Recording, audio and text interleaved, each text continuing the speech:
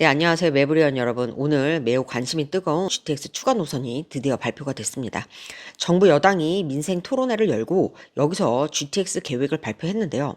GTX가 왜 인기죠? 바로 GTX 역세권들의 집값이 어마어마하게 뛰었기 때문입니다. 동탄은 이미 GTX 역세권은 3배 이상 올랐고 실거래가가 20억에 육박하기도 하죠. 파주도 이미 아파트가 10억이 넘었습니다. 그래서 사실 지금 수도권 시민들은 GTX를 굉장히 주의 깊게 바라보고 있습니다. 근데 오늘 정부가 드디어 GTX ABC 노선 외에 연장 노선 그리고 DEF 노선에 대한 구체적인 윤곽을 발표했습니다. 그래서 오늘 발표로 GTX 역세권이 되는 그런 지역들이 추가로 나왔는데 이곳들에 대한 관심이 아마 좀 뜨거울 것 같습니다. 그럼 오늘 정부 발표 같이 살펴보도록 하겠습니다. GTX ABC 노선은 이미 다 알고 계셔서 오늘은 지금 중요한 연장 노선과 DF 노선 새로 신설되는 것 위주로 한번 살펴보도록 하겠습니다. GTX A는요, 동탄에서 평택까지 연장이 되고요. GTX B는 마석, 가평에서 춘천, 즉 춘천까지 연결이 되고 C 노선은 위로는 덕정에서 동두천까지 연결이 되고요. 아래로는 수원에서 화성, 오산, 평택을 지나 천안, 아산까지 이어집니다. 이렇게 되면요. 평택, 춘천, 천안, 아산까지 GTX 역으로 들어오게 되는 겁니다. 그러면 이게 언제 되느냐? 정부는 이러한 ABC 연장 노선은요. 지자체 비용 부담 방식을 먼저 협의를 하고 후에 예타를 진행한다고 밝혔습니다. 왜 이렇게 하죠? 속도를 높이기 위해서인데요. 지자체 부담 합의만 되면 임기 내 착공할 수 있게 해주겠다는 겁니다. AC 노선은요. 지금 지자체 요청으로 타당성 검증을 하고 있습니다. 그래서 평택, 천안, 아산 여기는요. 지자체 부담만 합의가 되면 바로 착공을 할 수 있을 것으로 보입니다. 즉, 이 연장 노선은요, 지자체가 비용을 부담하며 망 계획 반영 없이 바로 추진이 가능하게 된다는 거고요. 즉, 지자체 합의만 되면 착공되는 거기 때문에 ABC 노선이 지금 동시에 착공되거나 착공을 앞두고 있죠. 그래서 이것과 함께 같이 바로 연장이 될 수 있도록 속도감 있게 추진이 될 것 같습니다.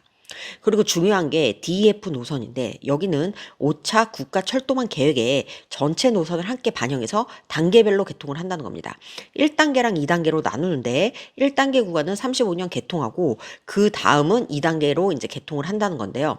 여기 전체적으로 보시면 이렇게 진하게 생긴 데가 1단계고 옅게 생긴 데가 2단계입니다. 그러니까 우선 당장 1단계 위주로 좀 보시면 되겠죠.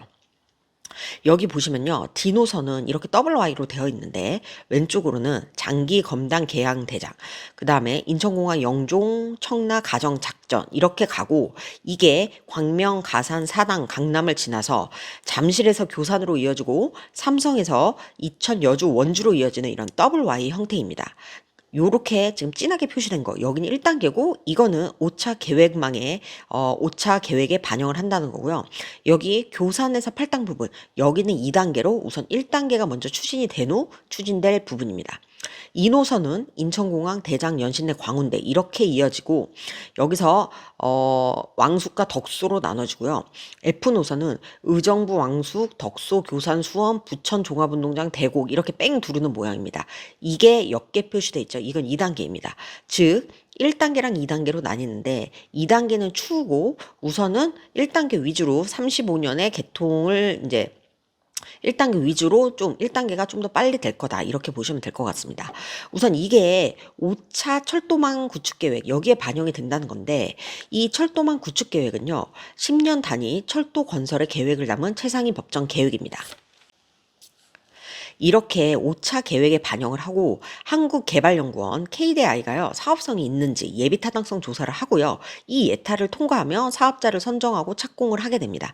그런데 정부가 이 DF 노선을 5차 철도망 계획에 빨리 반영을 해서 임기 내에 예타 통과를 할 수 있도록 하겠다고 밝혔습니다. 사실 예타 통과까지가 좀 시간이 오래 걸리는데 예타 통과만 되면 사실상 사업은 바로 이제 진행이 될 수 있는 거기 때문에 임기 내에 바로 삽들 수 있도록 이렇게 만들고 가겠다 이렇게 의지를 밝힌 겁니다.